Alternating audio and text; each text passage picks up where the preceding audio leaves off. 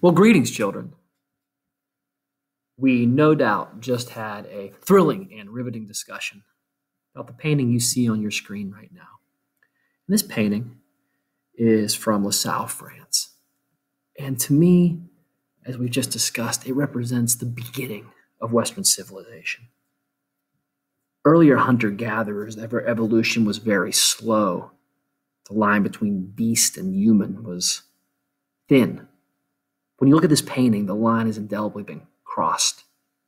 This painting would have taken a long time to produce. The dark, brutish, hard life of a hunter-gatherer would have to be interrupted to go and collect the berries, the dyes, the charcoal, yes, even the feces, to draw this massive mural on this wall. And unlike an animal who is driven only by its urges and desires to have shelter, have food, procreate, none of those things were going to be accomplished with this cave painting. The artist or artists had to want something more. And that irrationality is very human. They wanted to create because they could, maybe to boast about their hunt, maybe to ward off others who would take their territory, or maybe because they just had that indelible human need to express themselves, to say I am, and now that they're gone, to say I was. And that's why, to me, Western Civ starts with this cave painting in southern France. Okay, a little bit of housekeeping. First, I want to use some terminology we'll be using in the class. You may have seen in any sort of historical reading or study the acronyms of BC, AD, BCE, or CE. The ones that have been used for the last 100 plus years has been BC and AD, before Christ BC, Anno Domini, in the year of our Lord. So we're going back to the historical birth of Jesus Christ, who Jesus Christ, actually, historians postulate was probably born in 4 BC, more on that in another chapter. But imagine that Jesus was born in the year 1. That's what historians tried to calculate this at first. And so BC, the numbers get bigger the further away from the present you get, whereas in AD, starting at 1 AD, and there is no year 0, the numbers count up and they get larger. So that is one dating system used in Western Civ. In a lot of historical work post the 20th century, so in the last 20 years, you've seen BC and AD replaced by BCE and CE.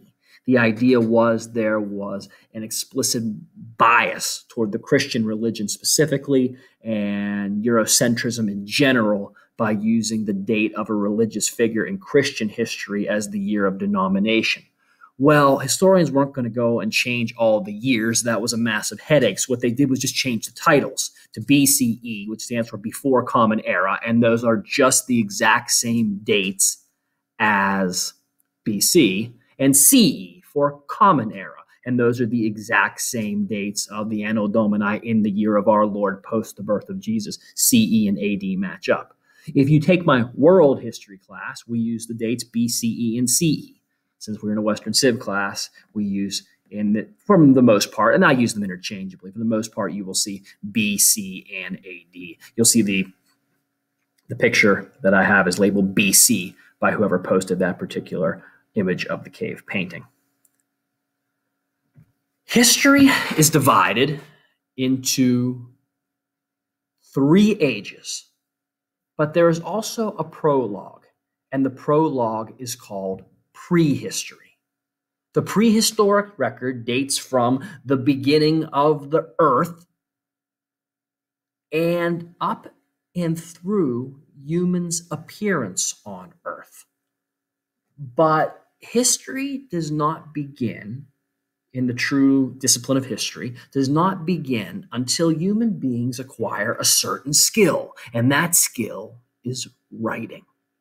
Once there is a written historical record, historians can actually start to ply their trade in a different way than just being anthropologists, just studying archaeology or other sort of artifact-based remains. So the invention of writing around 3300 BC is seen as the beginning of actual history.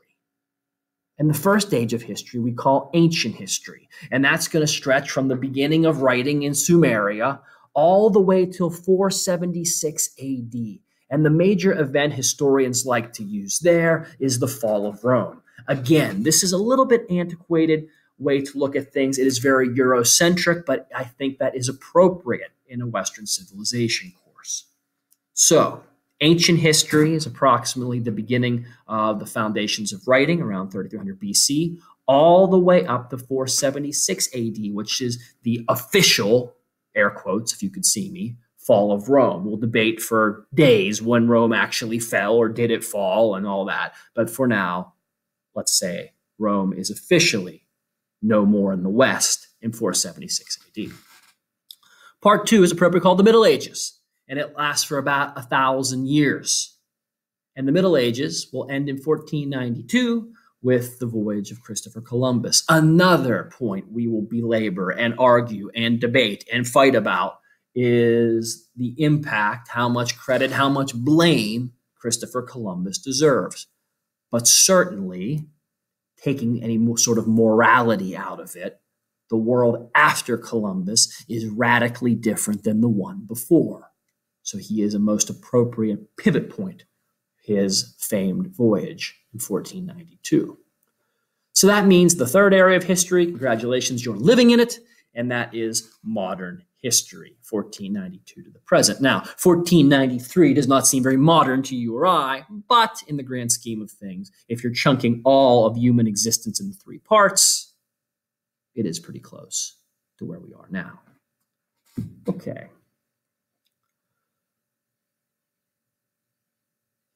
There was a group of scientists in the Congo River Basin in Africa in the 1960s. And they came upon what was at the time the oldest fossil remains of a hominid, an ape that walked on 2 legs, our most ancient ancestor.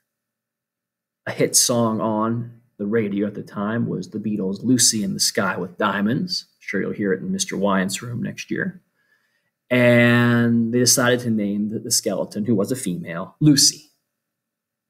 So about 7 million years ago, you see our oldest ancestor. Fast forward to about 250,000 years ago, maybe only 100,000 years ago. And that hominid has evolved over time into something that resembles modern Homo sapiens sapien, modern humans. To give you an idea of how new people are, human beings are, in the geological history of the Earth, if you took the beginning of our planet to right now and made it a 24-hour day, human beings don't show up till about 1 minute to midnight. That's about what time Lucy is running around the Congo River Basin. I believe the analogy goes further that the pyramids were erected about 6 seconds to midnight, and everything else happened even closer. So in geological terms, we are babies. We are infants. We've just got to the party. And boy, we've already messed the party up pretty profoundly in our little time on planet Earth. Human beings are unique. We're special. Not always in a good way. More on that later. As I said, the oldest human beings were found in the Congo River Basin of Africa. This is sometimes called the cradle of civilization because the oldest remnants of people are found there. The earliest humans came down out of the trees and began living on the African savanna, tentatively searching for food. As animals go, human beings are decisively not impressive. Look at yourself. You're not that great. Your eyes aren't very sharp. As far as the animal kingdom goes, you don't smell very well. I don't mean your actual odor. I mean you can't smell other things. Our hearing is very average. We don't have great strength. We don't have fierce claws, teeth. But we did have something. Actually, two things. I'll get to that in a moment. The first one I want to talk about is we had a big head. And that's because we had a big brain. Human beings were a little bit smarter than the animals around them. And we slowly began to work together to master our environment. We had an opposable thumb on our hands, which allowed gripping objects and eventual tool making. And as far as our physical attributes, this is a very interesting thing. We were actually very great runners.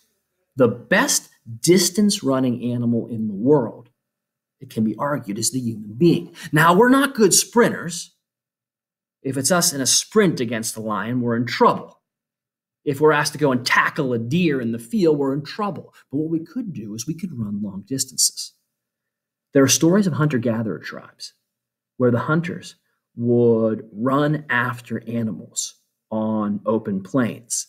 And these animals, and some of the stories come as late as the 19th century, where John Muir and Theodore Roosevelt heard about this firsthand from Native Americans and cowboys who claimed to have seen it happen with their own eyes. These hunters would go out and they'd chase after something like an antelope in the American Southwest.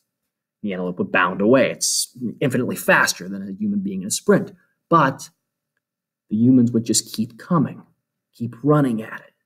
Fast jog. So the animal would bound away again, and the human beings would keep coming.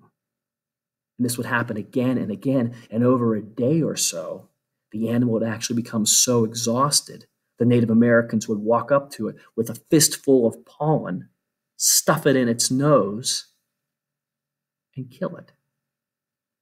In the 1990s, a group of ultramarathoners decided to see if they could do almost the same thing. Again, they went to the American Southwest, and they ran down an antelope over the course of 2 days. Now, they didn't kill it, but they went up and petted it and took pictures of it. This can be done. We are pretty good at running, if nothing else. Anyways, we lived in small bands, very egalitarian. The argument can be made that the fairest human society has ever been was in this era of hunter-gatherers. Everybody was the same. It was a true meritocracy. Now, people also usually died around age 25. Most of those deaths were violent or from starvation or disease. If you watch Naked and Afraid, it's not easy to live without any of the modern conveniences. But it was fair.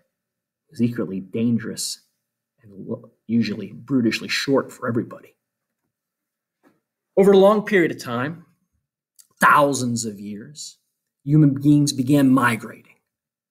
And they migrated all the way out of Africa into the Middle East, into Europe.